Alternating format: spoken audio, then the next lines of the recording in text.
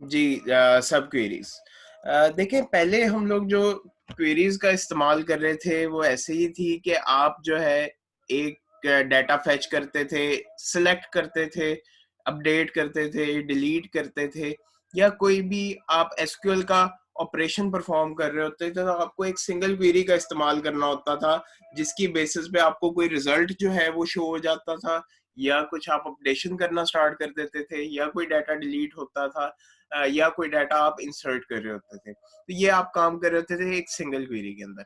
सब क्वेरी का ये मतलब है कि एक क्वेरी आप लिखेंगे और उसके बाद उसी क्वेरी के अंदर एक और क्वेरी होगी। जैसे आप मैथमेटिकल इक्वेशन लिखते हैं, ब्रैकेट के अंदर एक और इक्वेशन होती है और ब्रैकेट से बाहर कुछ और इक्वेशन होती है, तो उसमें क्या होता है, रूल ये होता है कि सबसे पहले आपने ब्रैकेट वाली जो इक्वेशन है उसको सॉल्व करना है, और उसकी जो वैल्यू होगी, उसका जो आंसर होगा, वो बाहर वाली इक्वेशन के अंदर जो है वो आप यूज कर सकेंगे, ताकि बाहर वाली इक्वेशन जो है वो सॉल्व हो सके। एग्जैक्टली यहाँ पे भी सब क्वेरी का भी यही काम है। सब क्वेरी मीन क्वेरी और उससे छोटी क्वेरी, ठीक है। क्वेरी के अंदर एक और क्वेरी होगी जो कि इस्तेमाल हो रही होगी, उसका रिजल्ट आएगा, तब बाहर वाली क्वेरी जो है वो, जैसे हम लोग करते हैं ना, नेस्टेड इफ इस्तेमाल करते थे या नेस्टेड लूप्स का इस्तेमाल करते थे प्रोग्रामिंग के अंदर, एग्जैक्टली वही सिचुएशन है यहाँ पे भी, कि एक क्वेरी है और उसके अंदर एक और क्वेरी है। पहले क्या काम होता है कि अंदर वाली क्वेरी एग्जीक्यूट होगी और उसके बाद उसका जो रिजल्ट आएगा वो बाहर वाली क्वेरी के अंदर इस्तेमाल होगा।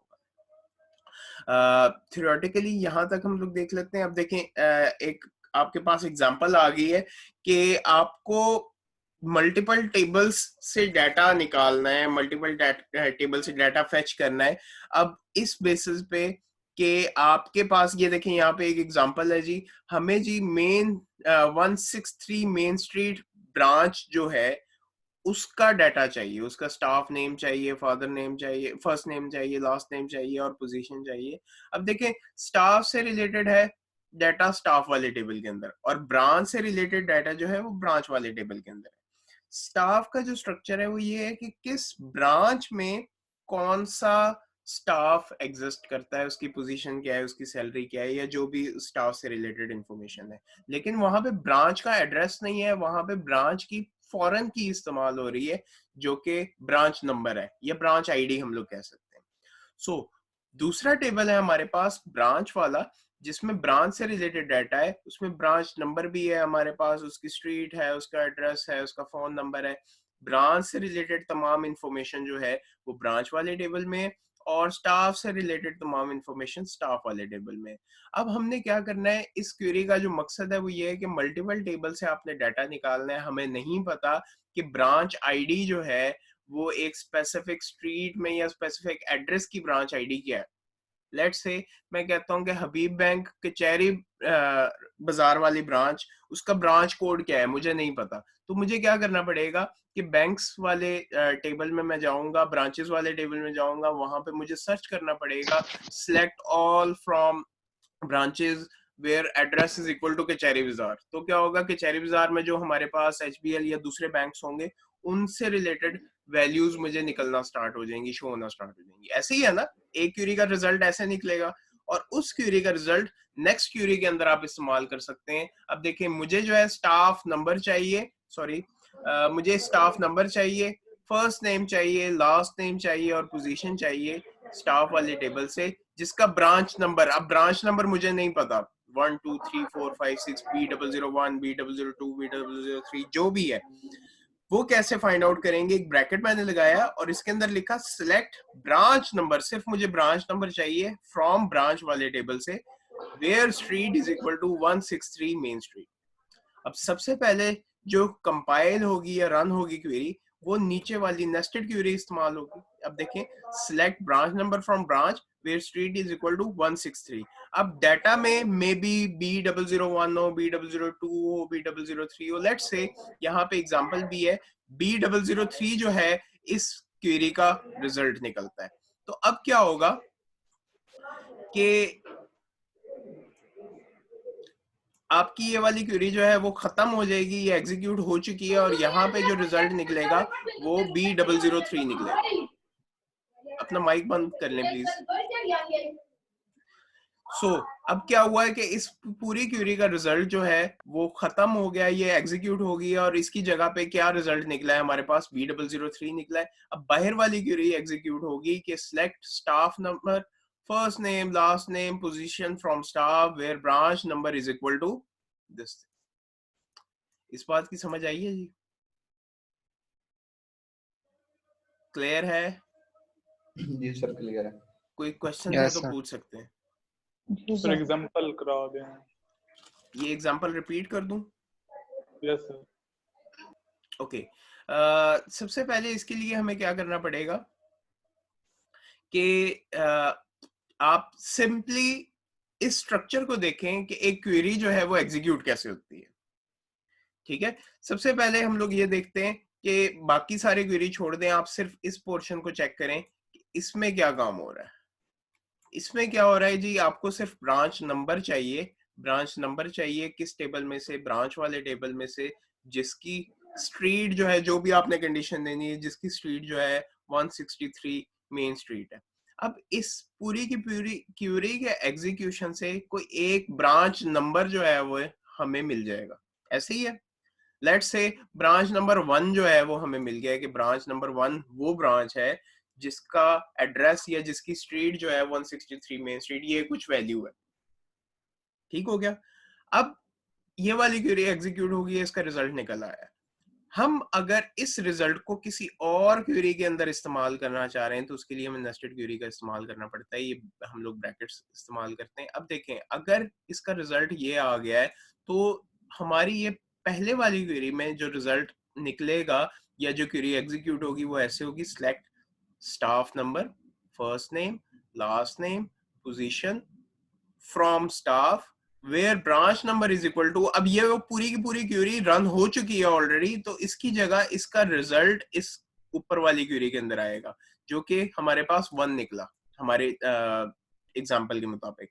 तो क्या होगा कि select staff number first name last name position from staff where branch number is equal to 1। अब ये एक अलग क्यूरी बन गई और आपका अल्टीमेटली जो रिजल्ट निकलेगा वो इस क्यूरी के बेसिस पे जी। अब क्लियर है? Yes sir. clear और ये जो नेस्टेड क्यूरी है ये सिर्फ वेयर में ही लगेगी या कहीं और भी लग सकती है? ये कहीं और भी लग सकती है। ये डिपेंड करता है कि आप क्या क्या चीजें चाह रहे हैं। हो सकता है आपको कुछ एट्रीब्यूट्स फाइंड आउट करने हैं, हो सकता है कुछ आप जो डिराइव्ड वैल्यू एट्रीब्यूट्स हैं वो निकालना चाह रहे हो। इनको आगे जाके हम लोग डिस्कस करेंगे कि कैसे कैसे कहाँ कहाँ इनको इस्तेमाल कर सकते हैं, और इसके अलावा भी मजीद क्लॉजेस हम लोग देखेंगे कि नेस्टेड क्यूरी के अंदर, बाकी क्यूरीज के अंदर और भी क्लॉजेस इस्तेमाल होते हैं, वो क्या होते हैं। ठीक है जी? ओके, यहाँ तक क्लियर हो गया।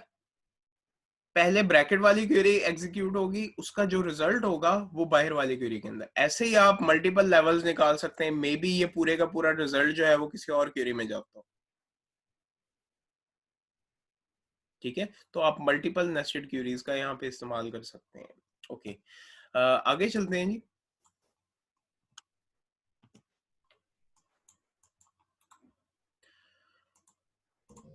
फाइन, सब क्यूरी विद एग्रीगेट। आप एग्रीगेट फंक्शंस का भी इस्तेमाल कर सकते हैं। अब देखें, अभी तक हम लोगों ने जो काम किया है वो ये किया है, या तो सिंपल क्वेरीज का इस्तेमाल किया है डाटा को फेच करने के लिए या गेट करने के लिए, या फिर हम लोगों ने ये किया है कि सेपरेटली एग्रीगेट फंक्शंस का इस्तेमाल किया है।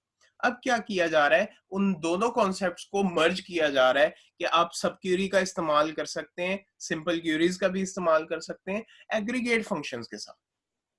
अब देखें यहाँ पे क्या हो रहा है, अगर ऊपर एग्जांपल हम लोग देखें, list all staff whose salary is greater than the average salary and show by how much।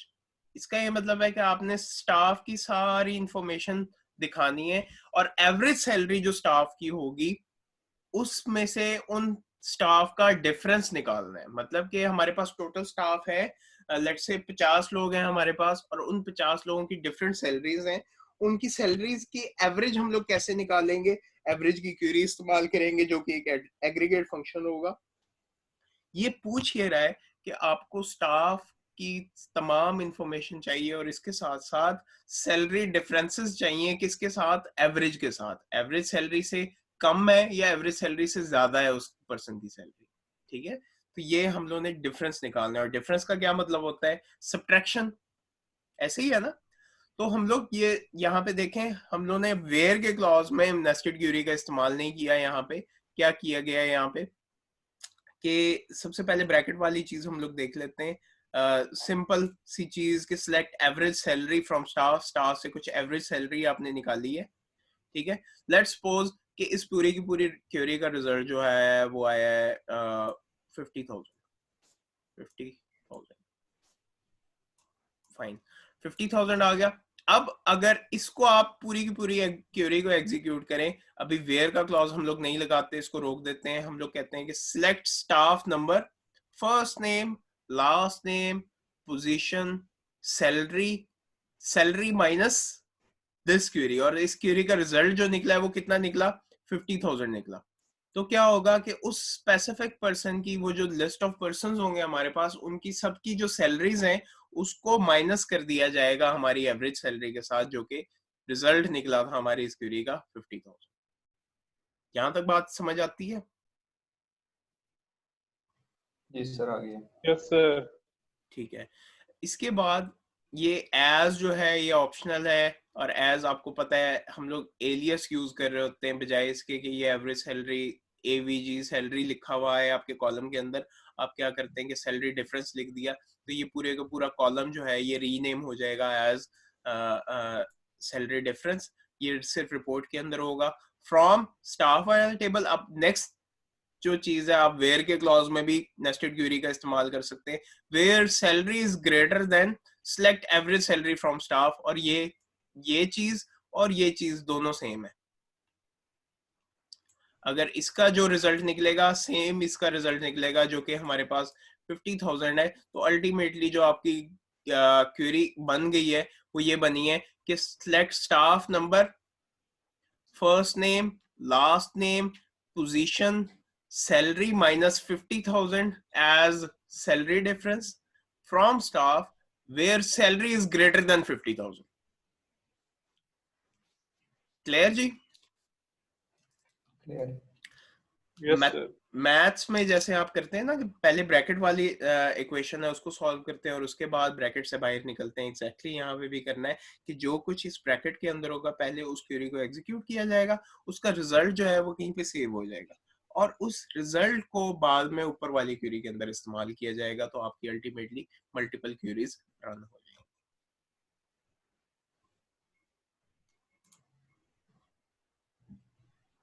ठीक जी? ओके आप नेस्टेड सब क्यूरीज का भी इस्तेमाल कर सकते हैं, जैसे हम लोग नेस्टेड एफ और नेस्टेड लूप का इस्तेमाल करते थे कि बाहर वाली क्यूरी है उसके बाद उसके अंदर एक क्यूरी है उसका रिजल्ट है, फिर उसके बाद इसके अंदर है, जैसे हम लोग रिकर्जन का इस्तेमाल करते थे, एग्जैक्टली यहाँ पे भी वही चीज हो रही है कि एक क्यूरी कुछ डाटा रिटर्न करेगी, वो क्यूरी उसका रिजल्ट जो है वो किसी और क्यूरी के अंदर इस्तेमाल होगा, और उस पूरी क्यूरी का रिजल्ट जो है वो किसी और क्यूरी के अंदर इस्तेमाल होगा। तो आप मल्टीपल सब क्यूरीज या नेस्टेड क्यूरीज का भी इस्तेमाल कर सकते हैं। इतनी ज्यादा डेप्थ में नहीं जा रहा क्योंकि जो हमारे पास जो सिलेबस है इसके अंदर इतनी डेप्थ में इस चीज को डिस्कस नहीं किया गया। आपको सिर्फ पता होना चाहिए नेस्टेड क्यूरीज या सब क्यूरीज क्या होती है। ठीक है जी?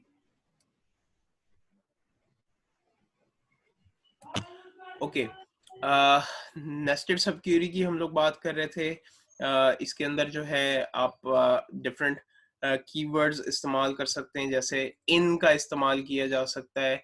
इन जो है वो वेयर की जगह इस्तेमाल होता है कि आप देखना चाह रहे हैं एंड या और ऑपरेटर को यूज करते हुए कोई एक स्पेसिफिक वैल्यू को गेट करना चाह रहे हैं, वो आप गेट कर सकते हैं। जल्दी से इस चैप्टर को खत्म करते हैं और इसके बाद इंशाल्लाह जो है वो नेक्स्ट क्लास में हम लोग नेक्स्ट चैप्टर स्टार्ट करेंगे। सरफेस लेवल के यहाँ पे नॉलेज रिक्वायर्ड है, इतनी ज्यादा डेप्थ में पेपर में ये वाली चीजें नहीं आती है, और इसका ये भी मतलब नहीं है कि आप इस चीज को छोड़ दें। ओके, सब क्यूरी में यूज ऑफ एनी या सम, ये अब सम भी हो सकता है या एनी, कोई भी आप इसके अंदर क्लॉज इस्तेमाल कर सकते हैं। फॉर एग्जांपल यहाँ पे एक एग्जांपल गिवन है जी, find staff whose salary is larger than salary of at least one member of staff at branch B003। आपको सैलरी फाइंड आउट करनी है उस बंदे की जिस एटलीस्ट एक पर्सन हो और ब्रांच B003 से वो बिलोंग करता हो। अब ये जो हमारी क्वेरी बनेगी वो ऐसे बनेगी, select staff number, first name, last name, position, salary, या सिलेक्ट ऑल कर लें, select asterisk from staff where salary greater than. अब देखें सम आया है, आपने कहा था एटलीस्ट किसी को कोई एक मेंबर हो जिसकी सैलरी को आपने कंपेयर करना है और जो ब्रांच B003 से बिलोंग करता हो।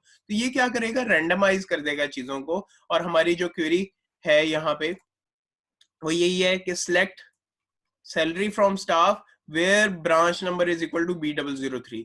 लेट्स से कि यहाँ पे इस पूरी की पूरी क्वेरी की एग्जीक्यूशन से आपके पास एक वैल्यू निकल आई है, 100 निकल आई है वैल्यू। ओके, तो क्या होगा, where salary is greater than 100। तो आपकी पूरी की पूरी क्वेरी यहाँ से लेके यहाँ तक एग्जीक्यूट हो जाएगी और जो भी रिजल्ट आएगा वो आपको शो होना स्टार्ट हो जाएगा। ये फायदा होता है हमारे पास नेस्टेड क्वेरी का। आपको एक सेपरेट क्वेरी यूज करनी है और उसके बाद नेक्स्ट सेपरेट क्वेरी यूज करनी है और फिर बाद में आप पेपर पेंसिल लेके जो है उन क्वेरीज का रिजल्ट निकालेंगे। ये बहुत ज्यादा मुश्किल हो जाता है। आप ये काम कर सकते हैं कि नेस्टेड क्वेरीज का इस्तेमाल करें, एक क्वेरी का रिजल्ट दूसरी क्वेरी के अंदर गया। जैसे कल एक एग्जांपल मैंने दी थी कि कंट्रीज और सिटीज वाली टेबल है, एक टेबल कंट्री का है और दूसरा टेबल सिटीज का है। कंट्री का जो स्ट्रक्चर है, कंट्री आईडी और कंट्री नेम हमारे पास अवेलेबल है, और सिटीज वाले टेबल के अंदर जो है सिटी आईडी है, सिटी नेम है और कंट्री आईडी है जो कि फॉरेन की है कंट्री वाले टेबल की। अब क्या होगा कि अगर आप यहाँ पे आपको नहीं पता कि पाकिस्तान की आईडी क्या है या सऊदी अरेबिया की आईडी क्या है, तो क्या किया जाएगा कि आप नेस्टेड क्वेरी का इस्तेमाल कर सकते हैं और डायरेक्टली सिटी वाले टेबल में से डाटा को फेच कर सकते हैं। ठीक है जी, ये हमारे पास नेस्टेड क्वेरी की वर्किंग है। सिंपल वही स्ट्रक्चर है, नथिंग न्यू। बस काम क्या हुआ है कि एक क्वेरी के अंदर मजीद एक और क्वेरी आपने ऐड कर दी है, ये है nested query. Okay, use of all भी कर सकते हैं, जैसे हम लोगों ने पिछली स्लाइड में सम किया, यहाँ पे हम लोग ऑल का इस्तेमाल करें। सम में क्या होगा, रैंडमली कुछ एटलीस्ट वन जो है वो मेंबर आएगा, लेकिन ऑल में जो है वो एवरी मेंबर की सैलरी, हर मेंबर की सैलरी जो है वो यहाँ पे शो हो रही होगी और आपको डाटा निकल रहा होगा। ठीक है, सम में लिमिटेड रिकॉर्ड्स है, ऑल में जो है वो तमाम रिकॉर्ड्स है। ओके, ये चीज बहुत ज्यादा इस्तेमाल होती है हमारे पास, DDL में भी इस्तेमाल होती है और DML में भी इस्तेमाल हो रही होती है, एग्जिस्ट एंड नॉन एग्जिस्ट। जैसे हम लोग प्रोग्रामिंग लैंग्वेज में करते हैं ना, इफ एल्स लगाते हैं। अगर इफ कोई कंडीशन ट्रू होगी तो इफ वाला पोर्शन चलेगा, अगर कोई कंडीशन ट्रू नहीं होगी तो फॉल्स हो जाएगा और एल्स वाला पोर्शन चलेगा। एग्जैक्टली यहाँ पे भी यही काम हो रहा होता है। एसक्यूएल के अंदर आप एग्जिस्ट या नॉट एग्जिस्ट का काम जो है वो ले सकते हैं इफ एल्स की तरह।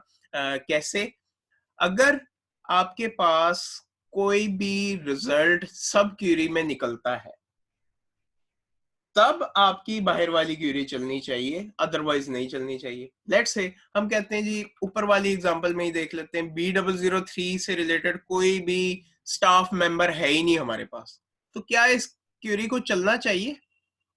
नहीं चलना चाहिए।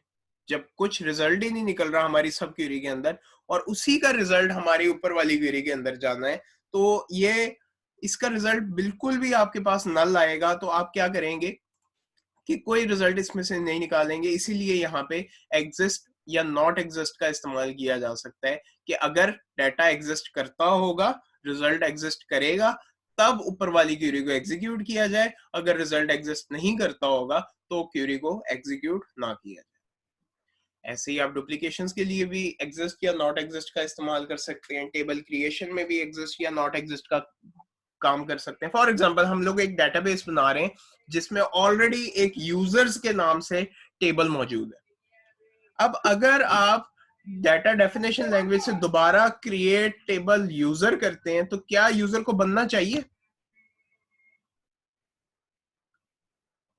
टेबल सेम नेम से अगर एग्जिस्ट करता है आपकी डेटाबेस में, यूजर के नाम से एक टेबल एग्जिस्ट करता है, तो अगर आप उसी डेटाबेस में दोबारा से यूजर के नाम से टेबल बनाएंगे तो क्या उस टेबल को क्रिएट होना चाहिए या नहीं होना चाहिए? नहीं होना चाहिए सर, नहीं होना चाहिए। तो इसके लिए हम लोग क्या करते हैं कि हम लोग नॉट एग्जिस्ट का जो है इस्तेमाल कर लेते हैं, तो क्या होगा कि अगर आपका टेबल एग्जिस्ट करता होगा तो वो नहीं बनेगा, अगर नॉट एग्जिस्ट करता होगा तो क्रिएट टेबल की क्यूरी चल जाए। ठीक है, तो यहाँ पे एग्जिस्ट या नॉट एग्जिस्ट का ये काम होता है कि इफ एल्स की तरह आप इस्तेमाल कर सकते हैं। एटलीस्ट एक रिजल्ट, एक रिकॉर्ड जो है वो रिटर्न होना चाहिए, तब आपका एग्जिस्ट या नॉट एग्जिस्ट काम करेगा। अगर ठीक है जी, ओके। यूनियन मैथमेटिक्स के अंदर हम लोग यूनियन बहुत डेप्थ से देखते हैं। सेट्स वाले टेबल के अंदर जो है वो यूनियन का इस्तेमाल हो रहा होता है। अगर आपके पास सेट ए है और सेट बी है, दोनों का यूनियन लेते हैं तो उसका क्या रिजल्ट निकलता है? ए और बी के तमाम एलिमेंट्स ऐसे ही है। यहाँ पे भी एग्जैक्टली यही काम हो रहा होता है। अगर आप यूनियन का इस्तेमाल करते हैं तो आपने एक टेबल का डाटा निकालना है और दूसरी साइड पे दूसरे टेबल का डाटा निकालना है, और इन दोनों के दरमियान में, दो क्यूरीज के दरमियान में अगर आप यूनियन इस्तेमाल कर लेते हैं तो दोनों टेबल्स का डाटा जो है वो आपको ज्वाइन होके शो हो जाता है। ठीक है, एक एग्जांपल देख लेते हैं यहाँ पे। Select city from branch where city is not null.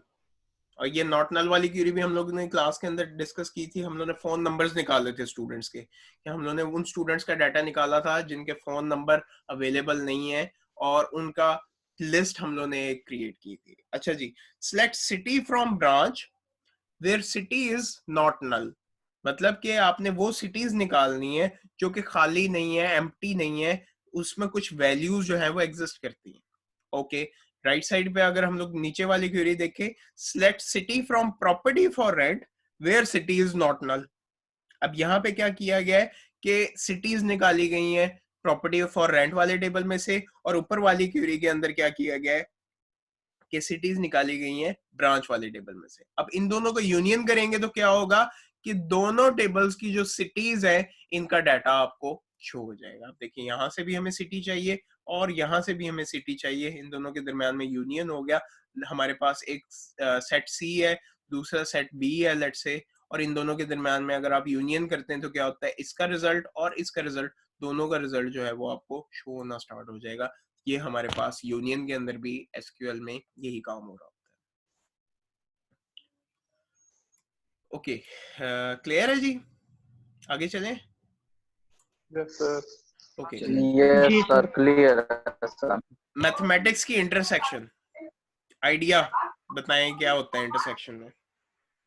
Sir इसमें ये होता है कि कॉमन चीजें जी, कॉमन चीजें दोनों टेबल्स में या दोनों सेट्स में जो कॉमन एलिमेंट्स होते हैं उनकी लिस्ट निकल आती है। एग्जैक्टली यहाँ पे भी हम लोगों ने पिछली क्वेरी के अंदर यूनियन का इस्तेमाल किया, जो कि तमाम एलिमेंट्स को ले आता है, तमाम रिकॉर्ड्स को ले आता है। और इंटरसेक्ट के अंदर क्या होता है, जो कॉमन चीजें होती हैं दोनों के दरमियान में उनको गेट कर लिया जाता है। देखें, आप एक काम को करने के अलग अलग तरीके आप अपनी मर्जी से कर सकते हैं। अब देखें, पहले हम लोग ये कर लेते हैं कि इस क्यूरी को देखेंगे, नीचे वाली क्यूरी को, कि select city from branch comma property, ठीक है, वेयर ब्रांच की city is equal to property की सिटी। अब क्या किया है, दोनों की सिटीज कॉमन होंगी, ये इक्वालिटी ऑपरेटर यही काम करेगा ना, कि दोनों सिटीज, अगर दोनों टेबल्स में जो सिटीज हैं उनकी वैल्यूज बराबर होंगी तो सिर्फ और सिर्फ वही वैल्यू निकाल के लाएगा।